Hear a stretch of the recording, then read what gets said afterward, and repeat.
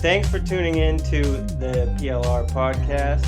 We're here where we seek to create a network of leftists in the state of Rhode Island so that one day we can win political power as a group of leftists. From the Turtle Shell, I'm Alex, and as always, I'm here with Andy. Hello. And our newest host, Evan. Hello. Follow us on Instagram at PLR Pod.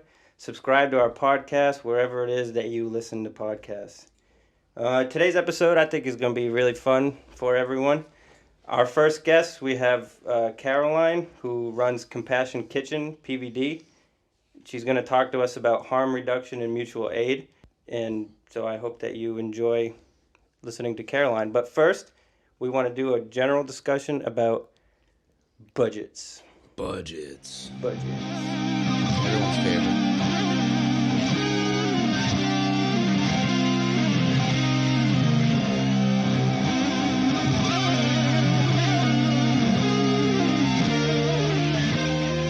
I thought it would be a good idea to start this conversation with a general overview of what budgets are and where they come from, particularly deficits, which is what Rhode Island is working with right now. And it all started with the original boomer, Ronald Reagan. You all heard that name? The OGB. The OG boomer. And I'm sure a lot of the listeners have heard of the idea of trickle-down economics before. Ew. Idea or joke? This was the idea that market trading in general should be free from as many regulations, burdensome federal oversight as possible. So kind of giving the capitalists as much leeway to do what they have to do. And the idea was that the consequences of this free market system would be met by the state. So impoverishment, for example, social welfare, infrastructure problems, environmental problems that came out of these unregulated capital enterprises would be covered by the state and the federal government. They called them safety nets. But we know as leftists that that actually didn't happen. What actually happened was what's known as the race to the bottom in the 1980s, where states had to lower the working wage and the tax rate in order to curb the flight of these companies out of the United States, because that deregulation meant that corporations or businesses figured out that they could make more profit by exporting their business abroad, and they wouldn't be taxed as much as they would be in the United States.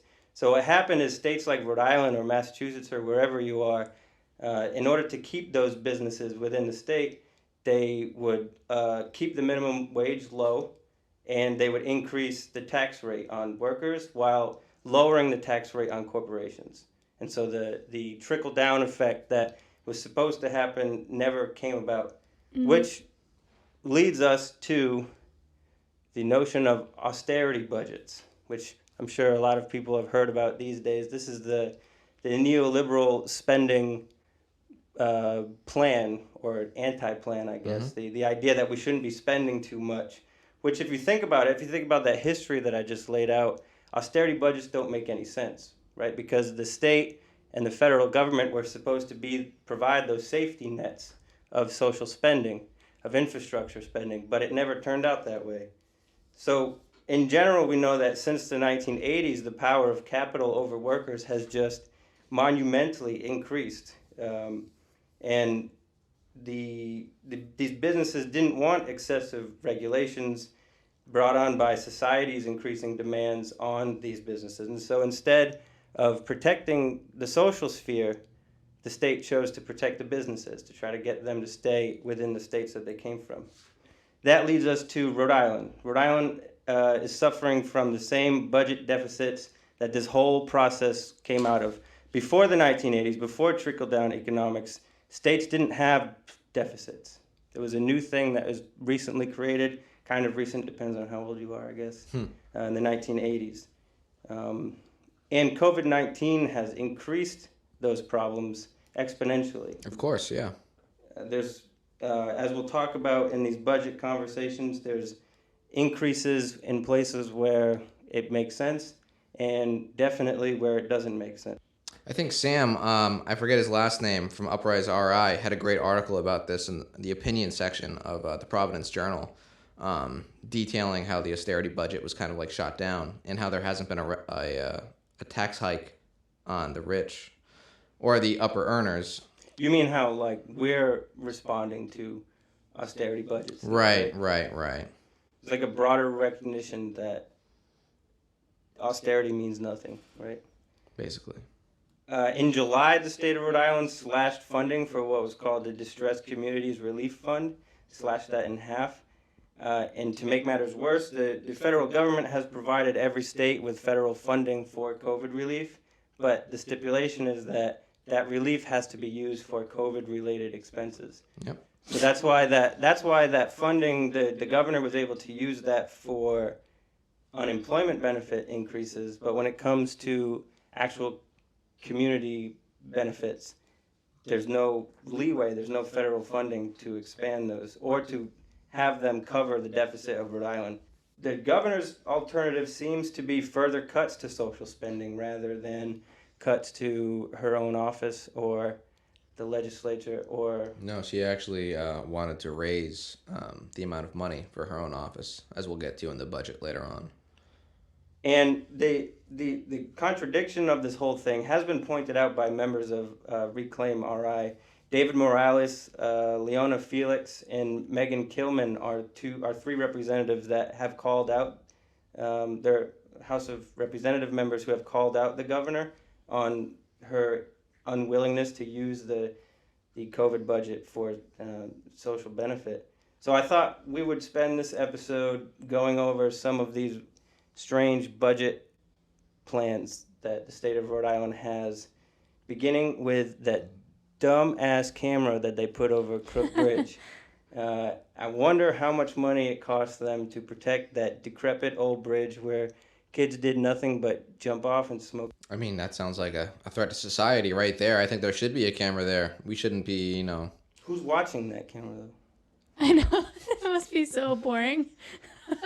Worst show ever. I want that job. So yeah, we have some numbers on the police, public safety increases. We have some numbers on the governor's budget, and in general, a lot of the protests that are coming out from Reclaim RI or other organizations are related to the increases in public safety, or that is the police department, and I should add corrections as well. They want more corrections officers in the state prisons and more police officers. Yeah, so safety has air quotes around it when we say it. Yeah, I mean, Andy, what were some of the increases, some of the expenditures that were on the list? All right, so what I have in front of me here is a piece of paper that says some of the things that they are buying. So first off, we have the purchase of tasers. The governor recommends an increase of $54,900 in general revenue to fund the start of a 3-year schedule to purchase tasers for the Capitol Police and sheriffs. The tasers will provide a less than lethal force option for law enforcement officers. This is kind of like a liberal win point. The answer is for them to tase people instead of modify the way that we interact with the police, which is what I think we all want, is a change to the society, or not society. We want them gone. We want them gone, yeah. But the relationship is flawed, and the answer isn't throwing money at tasers. The answer is fixing the relationship. What's wrong with the tasers that they already have, is my question. I don't know if they have tasers. You remember, like, growing up and you wanted, like, the next best level of whatever thing you had, and your parents were like, no, not until... We have that at home. Yeah, not until you wear out the one you already have. We have tasers at home. Yeah, not tasers. I hope your parents didn't have tasers. No Well, way. you could always do what Joe Biden says and just shoot him in the leg instead, right? Oh my I mean, maybe God. that's the fucking answer.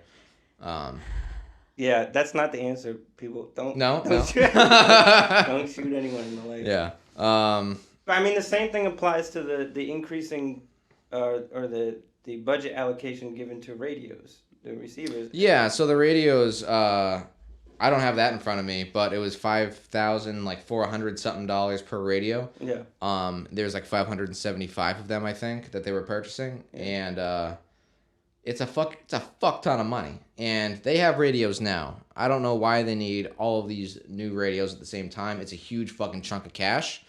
And also, they also want an increase of police vehicles, where they want, I think it was 15. Yeah, I don't get that. It was 15 new police cruisers, 10 police undercover cars, and then there was one prison bus, and I think another vehicle. It might have been like one of those fucking vans they throw people into, like the drunk The vans. paddy wagon. There you go. That's exactly what it is. What a cute name for something so terrible.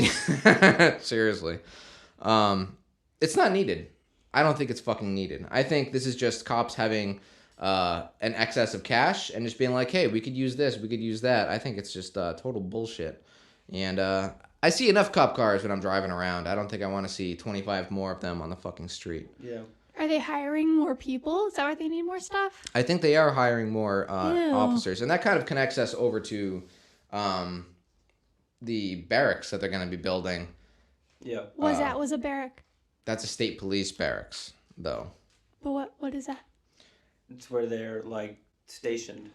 That's where they live? Not where they live, but where they. So do you know how firemen have Train. like a firehouse? Yeah. Where it's kind of like the same thing for police. Oh, it's a clubhouse. Kind of, yeah. Cop clubhouse. Aw, gross. It's where they keep their fucking firearms, and their fucking trophies that they take off citizens. Yo, what do you think it smells like in there? Old Spice. Oh my Probably. God. Old Spice.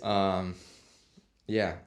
And that's going to be $35 million. Yeah, that's a I'm lot sorry, of can you say that number again? The governor recommends $35 million.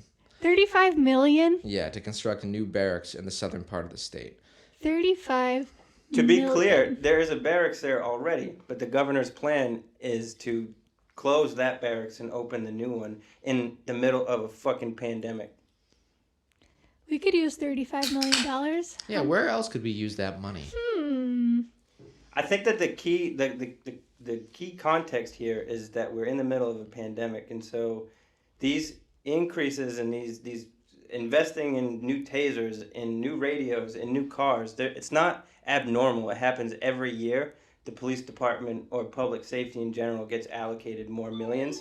But the problem is that we're in the middle of a pandemic right now where there are communities who haven't received any federal funding or any relief really that are in need right now. And I think that that's the key context here. And it's not just the police department too. The legislator, the governor has recommended an increase in the cost of the legislator and also more money to her own office. So it's just curious that now is seen as the good time to continue funding these bodies. Yeah, I mean, people at this point have to choose between going to work and risking, like, dying or staying home with no paycheck and dying.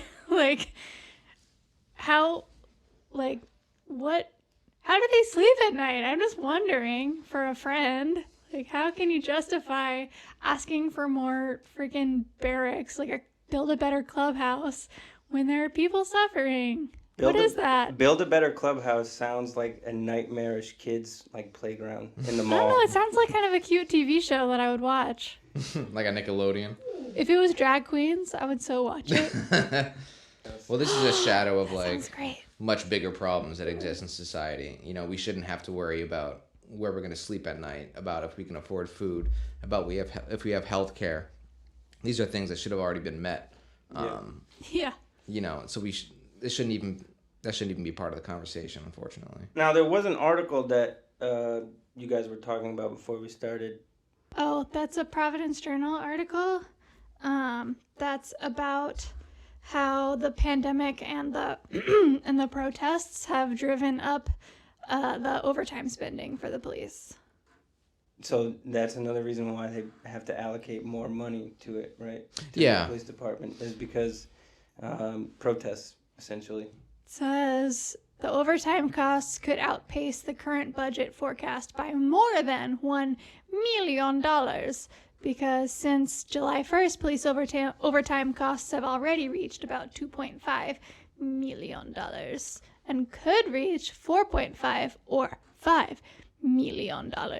I think this is like the response to this is best summed up by that 16-year-old in that article representing who was it? The Gen Z, we want to live. Yeah. So do you have the quote in front of you of what they said? This young person who is a high school student, which like whoop whoop for the high school kids. Shout out Gen Z. Gen Z, we want to live. Follow them on the internet. They organized a bunch of protests. I went to one of them. But they say when we talk about defunding and reinvesting, that's exactly what we're looking at.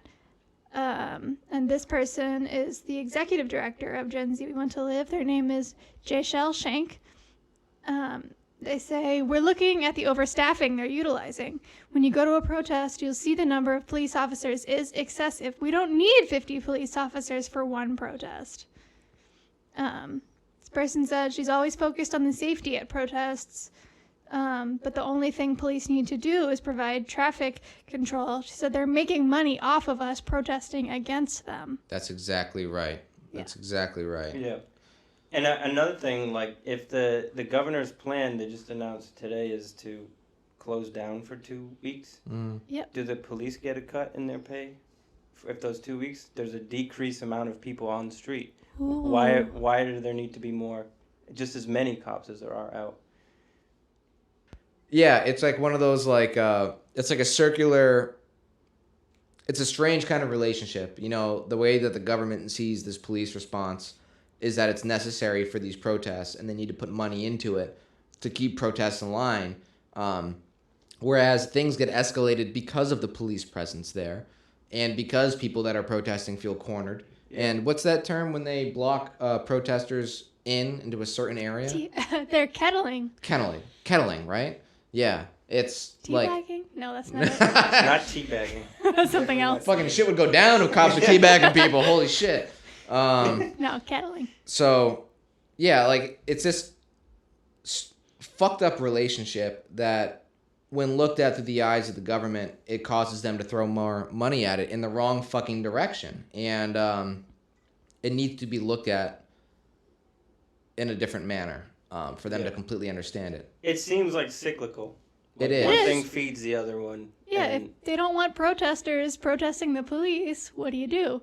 Right. And this and to like bring it around full circle, in my mind, this is another reason why austerity budgets don't work in practice, because it leads to these cyclical patterns of spending and then reserving much needed finance, much needed capital from communities that actually need it, more spending. And so states are just perpetually in deficit now without any hope of bailing themselves out of it.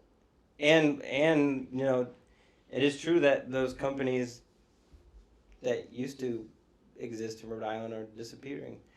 But again, the context for me here is the pandemic. I think that all of this stuff in the world of the pandemic just makes those austerity budgets even more glaringly flawed.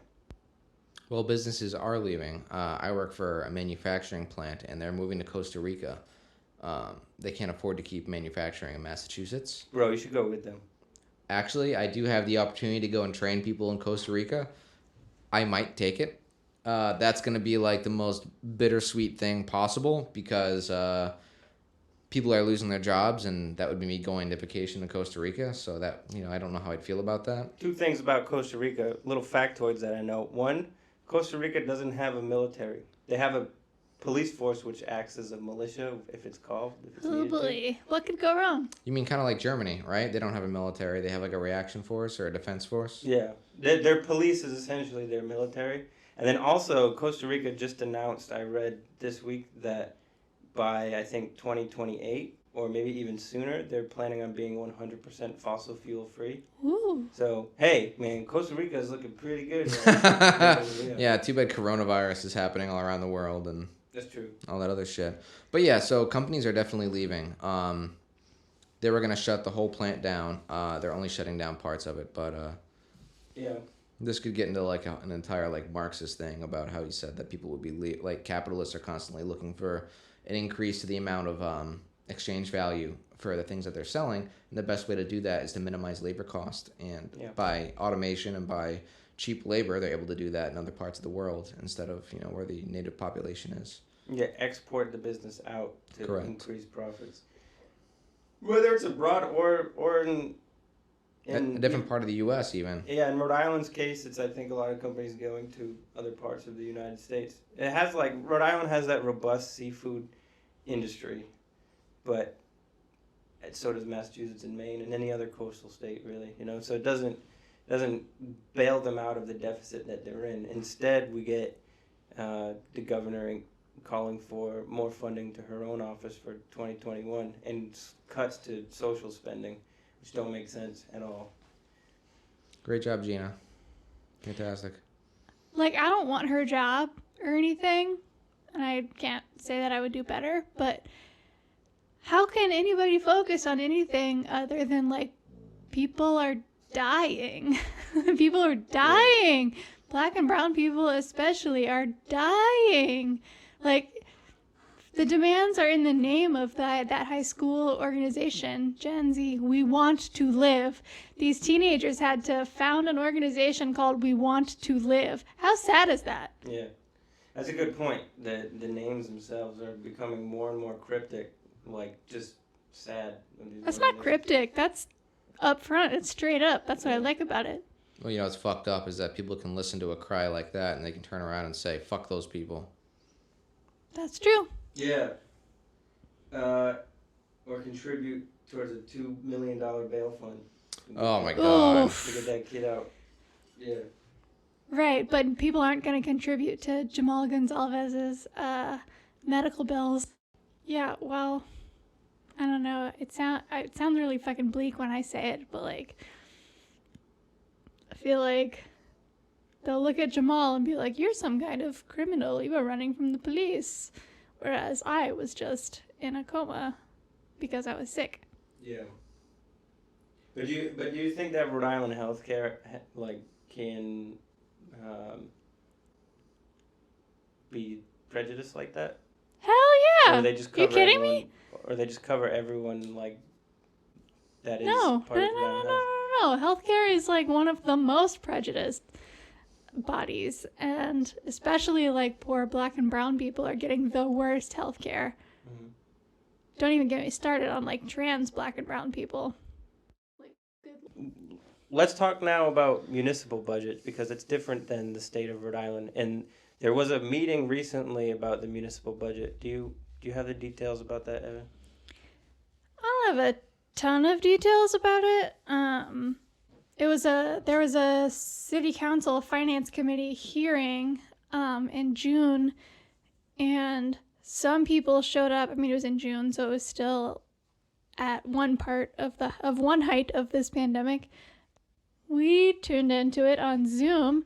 We were one of the 153 people, not including the 47 people who testified there in person. So this public testimony took almost 9 hours. 9 hours, consecutive hours of public testimony that encouraged some of the elected officials to take a second look at things, but has largely been ignored after 200 constituents chimed in to say, yo, defund the police. They continue to do that, too. If you look at, of course, they've been doing their meetings virtually via Zoom.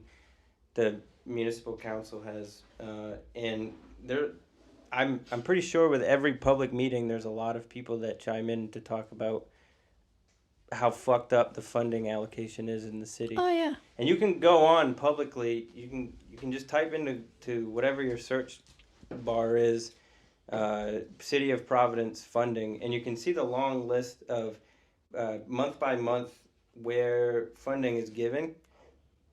And usually it shows it in groups. So for example, there'll be 10 funding bars in a row that will say public safety. That's to the police.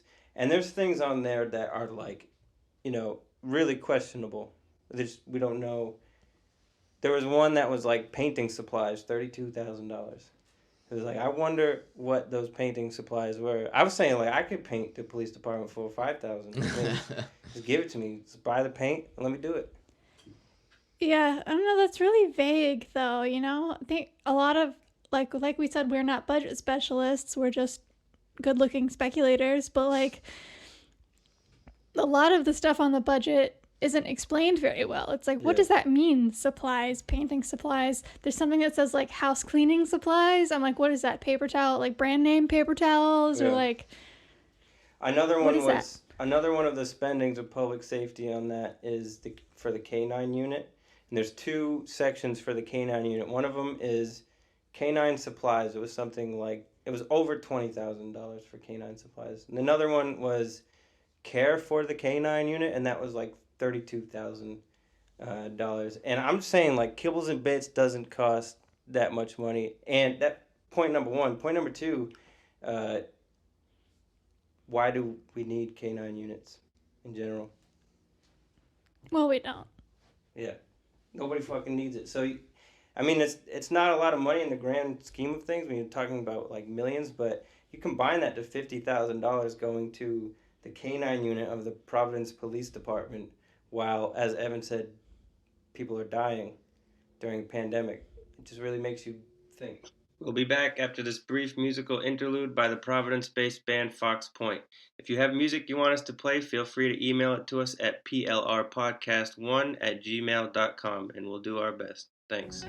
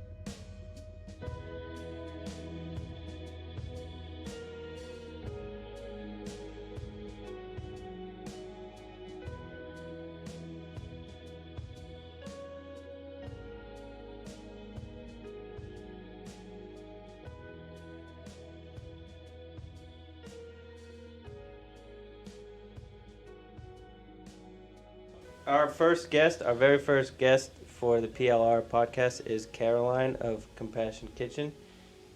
She's here with us live, but not live with you.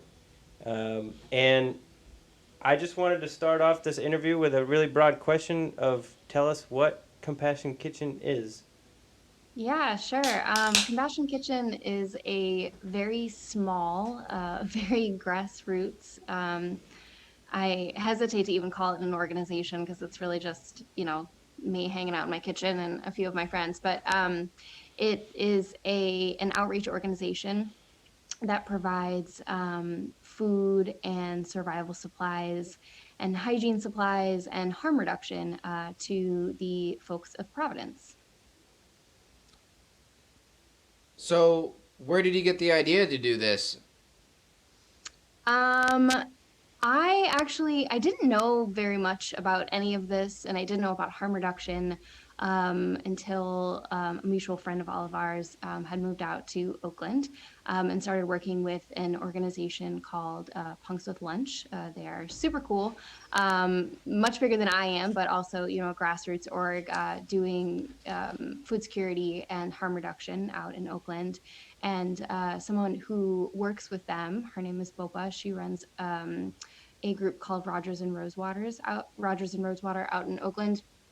And our friend Tommy would tell us about the stuff that she was doing, and you know, he was like, yeah, she started this really cool, you know, one woman mobile soup kitchen, and he would just, you know, kind of go on and on about how cool she was, and I was like, that is so amazing. I'm so stoked on that. You know, how did she do that? Like, I want to know everything. And he was like, why don't you ask her yourself? And I ended up actually interviewing Bopa for Alex's zine, Punks Around, and she was just great. She told me kind of how she got into it, and essentially the story was that she saw a need and she met it, and she said, you know, that she came up with the idea, and she gave herself 2 weeks, and that was her hard deadline, and she was like, in 2 weeks I'm going to start a nonprofit, and she just started cooking meals for people, and it just kind of grew from there. And her enthusiasm and her kind of willingness to fuck up was really inspiring to me, and I was like, I'm going to do that, and so I did, and here we are. You did it, and you did more too, because she wasn't doing a harm reduction as far as drug supplies like needles and pipes and stuff like that, was she? No, no, Boba doesn't do harm reduction as far as I know. Punks with Lunch But does, but not. she does meals, and she does a lot of like survival supplies, and she does like dog food and things like that for the Oh, people okay. in different camps out in Oakland. That the harm reduction thing actually came because I would be out there, and I would be, you know, just talking to people, and you know, telling them, you know, I have this, I have that. I think it started with just food and menstrual products is what I started with. Um, and people would ask me, they'd be like, oh, do you have pens? Do you have sharps? And I was like, what is that? And they were like needles, and people needed sterile syringes. And I was like, well, I don't have that, but I can definitely get that. So I started passing out little packages of insulin syringes, and then it came to be that people would ask me for, they'd be like, oh, I have, you know, used syringes. Can you take these from me? And I would say, oh, no, I can. I don't have a sharps container. So next time I'd go out, I'd have a sharps container, and I would, Bam. you know, be able to collect syringes from people, and, you know, so on and so forth. And I got interested in harm reduction, and started kind of expanding the supplies that I carry with me. So this started from very meager beginnings for you, huh? Yeah, I mean, we're still pretty meager, just not as meager as I used to be, I guess. So, Caroline, for the people listening who may not know, can you tell us more about what harm reduction is and why it's important? Yeah, absolutely. Harm reduction, you know, as it sounds, is the reduction of harm. So, in the sort of capital H, capital R concept of it, it is, you know, reducing harm that could potentially be done by things that people are going to be doing anyway. So in this case, it would be drug usage. So, you know, if people are going to use drugs, they're going to use drugs. And not having access to sterile supplies is not going to stop them necessarily from using drugs. What it's going to do is kind of push them into a corner, and, you know, they'll be using, you know, somebody else's syringes, or syringes that they've used, you know, 20 times already, or they'll be using, you know, water that maybe isn't the cleanest water to mix the drugs, or they'll be, you know, sharing pipes, or, you know, any number of things that could potentially result in harm to them. So harm reduction is really just, you know, taking those things that they're doing, and, you know, getting an understanding of them, and then offering ways to reduce or mitigate any harmful or bad outcomes that they could have. So through harm reduction, we are if we're taking injectables, for instance, supplying people with not only sterile syringes, but safe ways to actually inject drugs. So my injection kits include all kinds of things like sterile saline bullets, alcohol prep pads, triple antibiotic, Band-Aids, filters, individual cookers for when you're cooking the drugs, all kinds of things, because all of those things can carry disease. So there's a lot of communicable diseases, obviously, that go into drug use if you're sharing equipment. So in that sense, you're essentially taking something that someone is already going to be doing and kind of making it a little bit safer in the best way that you can. In the thank you. That was a really full answer. In the last segment that we just did, there's the Rhode Island Hope Initiative, which is this police kind of centered initiative to combat the opiate epidemic in Rhode Island. And I'm just wondering, in your opinion, why you think harm reduction and outreach is a better solution to opiate problems in the state or in the city. Well, what is their, when you say police, like So what it what stands is the for role of the is police the in that? Heroin Opiate Prevention Effort Initiative. And what it basically is a way to throw money at the police to give them more ability to investigate people that deal drugs and are the source of the drugs in our community. So it's like a dealer-centric kind of hunter-killer kind of organization, which I'm sure that you have an opinion about that. I do. Well, tell us. So that sounds lame to me. I would definitely have to look a little bit more into it to, give you a better thought out answer. But I don't really think the police should be involved in, I definitely don't think the police should be involved in harm reduction. This doesn't really sound like it's even related to harm reduction. It sounds, punitive and not compassionate at all. Oh, but it's got such a And nice I name, think like Hope. yeah, it doesn't sound particularly hopeful to me. But I think something that people often forget is, well, there are a few different issues at play here. One is that a lot of drug use stems from trauma. And a lot of the people that are dealing drugs are using drugs. And it's, like I said before, when people are kind of backed into a corner when it comes to their usage and how they're going to get their next fix, sometimes that means dealing the drugs that you're using, and not all drug dealers are drug users. That's not there's a wide swath of people I'm sure that are using drugs, but I don't really think that incarcerating people is really the answer there. I think there are a lot of underlying issues that we could probably tackle before we start throwing people in jail. I think one of the I don't misconceptions of outreach or harm reduction work is that it's dangerous to the people who are doing it. And so I thought that maybe you could say something. I mean, is what you do dangerous? Do you feel like you're in danger when you're doing it? That's a really good question. I don't personally feel like I am in danger. I don't do it alone, and I don't, generally speaking, I'm not, going into sort of enclosed spaces or anything like that. I mean, the bulk of my outreach is done in Kennedy Plaza and in Burnside Park, with a lot of people and a lot of open spaces, and it's just kind of a sort of a hub for people. I mean, I think that there are a lot of things that are dangerous, and I think that people generally are maybe not entirely predictable, but the experiences that I've had with the people who are receiving my services, for the most part, have been very positive. I mean, you meet all kinds of people in all kinds of circumstances, and some of them are utilizing substances when you're speaking with them, and sometimes they're not. And there's you really get, it kind of runs the gamut there.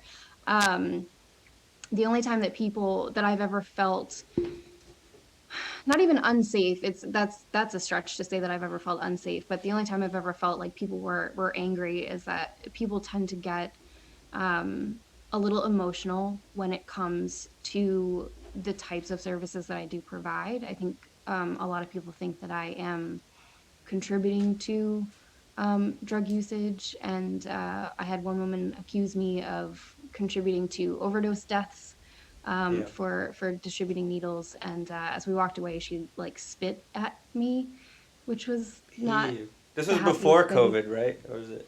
This, oh yeah, No, this thank was well God. before COVID. But I mean, I get it. I think, people are tired of, seeing people die, and I'm tired of seeing people die too. And I think that all that anger definitely came from a place of pain. But Hmm. I don't. I mean, I don't ever really feel like I'm in danger. It's not to say that it can't be dangerous. There are always, situations that you go into in different kinds of outreach, where you don't really know what you're going to come across. But I think the sort of important thing is to, you know, speak to people as if they are not dangerous, and if as if you are not afraid of them, and develop a rapport and develop a relationship with your community, and then people kind of look out for you. I have a few more questions. I have answers, Evan. I love that. So I mean, I know your background a little bit, but can you tell the listeners kind of what your training is, or what drew you to this? I also want to ask you, have you considered expanding, and what would Yeah. that take? What would go into that? And then the Sure. third wait, So I have a diverse background, I suppose. I went to school. I went to Lesley University in Cambridge for secondary education, then English, and I was dead set on being an English teacher. I got through school and realized that's not what I wanted to do. I did childcare for a little bit, and most recently, I ended up working in hospital administration in cardiac surgery up in Boston, where I learned a lot. I actually was really lucky to have colleagues who were very open to helping me learn. And interestingly enough, I sort of saw this different side of, um, the drug epidemic, if you will. I think a lot of people talk about, rightfully so, they talk about overdose deaths. But there's this whole other side of, using injectable drugs in an unsafe way that results in really terrible cardiac issues, just like infections in your blood, and things moving into your heart valves, and vegetation's growing, and essentially your heart just kind of turns to wet toilet paper. And we would get these young patients in, and they're so sick, and you can't do heart surgery on someone if they are actively using IV drugs. And it was so terrible to have to turn people away. And then it was even more painful when people would get off drugs, and we would operate on them. Not we, I was not doing any of the operating. um, but the team would operate on them, and then of course, after you have a major surgery like that, you're on painkillers. And then sometimes people would just go back out and go back into old habits, and come back 6 months later with another infection, which is disheartening, and also just kind of sad to see people who so desperately want to get clean, and are having trouble with that. sure. I recently left my job to go back to school for nursing. Um, Yay. and I think that my work in harm reduction will really inform the way that I approach nursing. And I hope that my skills in nursing will really help me with outreach, and the way that I approach outreach. What can people do to help you? They can send me money. Money. How do we do that? That's definitely the number one way you can help me, is to send me money. What's the money? Be extra But transparent here. What's the money what's for? that? If you can be extra transparent, that's very helpful. If people send you money, what's the money going to be for? Oh yeah, so definitely. So I usually say, when people ask me, how they can help, kind of like materialistically. It's either I have an Amazon wish list, but when people send me money, I buy all sorts of things. Usually things that I'm kind of missing off of the wish list. Like right now, um, the seasons are changing and I need better socks and I need more gloves. Gloves tend to be pretty expensive and people don't really donate them. So those are things that I buy. I recently got a donation and I bought myself another wagon, so my volunteers don't have to carry around big totes all the time. Mm-hmm. I buy syringes. I buy things for my kits, whether that be sterile water. I buy fentanyl testing strips. I buy glass or Pyrex pipes for smoking either crack cocaine or meth. Um, what else? I mean, I buy all kinds of. I have a lot of supplies. Sure. I do my best though to be pretty transparent, and I'll let people know kind of what I'm purchasing, especially when I'm making like larger purchases. I recently did a tent drive, and people give me money for the tent drive, and I'd say, hey, look, I spent this $80 on this 6-person tent, so I do my best to be transparent. So if we posted on our Instagram links to your Instagram or whatever, would that be the best way for our listeners to help you out, donate? Yeah, definitely. I mean, I know times are tough, and not everybody has funds to give. So even just engaging with posts, and even just kind of like listening to what I have to say. Sometimes I'll hop up on a soapbox and and start talking about stuff.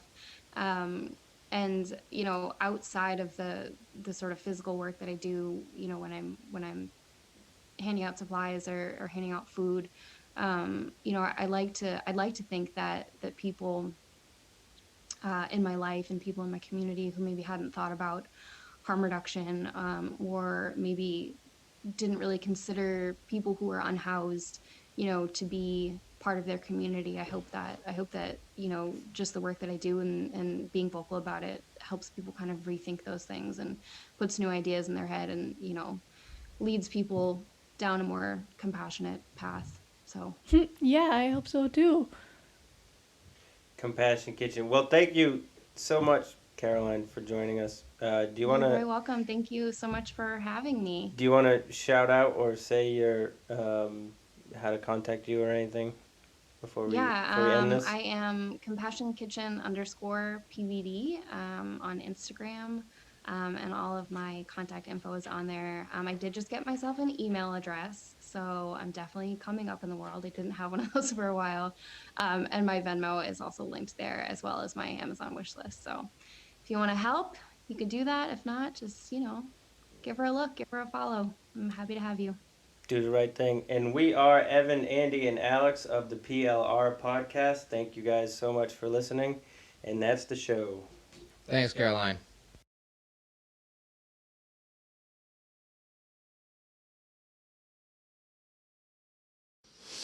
I've said a lot of stupid stuff, and I'll love to hear it in return.